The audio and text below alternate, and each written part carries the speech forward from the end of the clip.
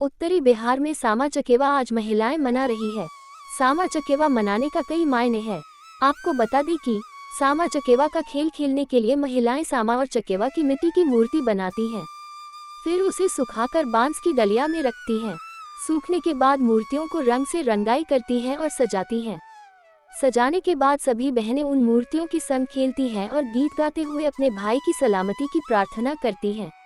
महिलाएं एवं लड़कियां सिर के ऊपर उस बांस की डलिया को लेकर चांदनी रात में गीत गाते हुए गलियों में घुमाती हैं। पूर्णिमा के दिन सभी मूर्ति और खिलौनों को विसर्जित किया जाता है। सामा चकेवा पर्व का संबंध पर्यावरण से भी माना जाता है।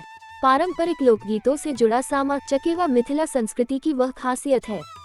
मिथिलांचल में सामा चकेवा की तैयारियां दीपावली के समय से ही शुरू हो जाती हैं। कार्तिक मास के पंचमी शुक्ल पक्ष तिथि से सामा चकेवा के मूर्ति की खरीदारी शुरू हो जाती है। पंचमी से पूर्णिमा तक चलने वाले इस लोक पर्व सामा चकेवा में भाई बहन के सात्विक स्नेह की गंगा निरंतर प्रभावित होती रहती है।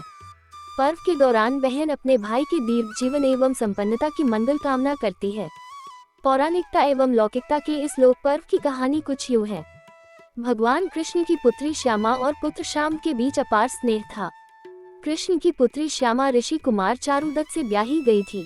श्यामा ऋषि मुनियों की सेवा करने बराबर उनके आश्रमों में जाया करती थी। भगवान कृष्ण के दुष्ट स्वभाव के मंत्री चूरक को ये रास नहीं आया और उसने श्यामा के विरुद्ध राजा के कान भरना शुरू किया।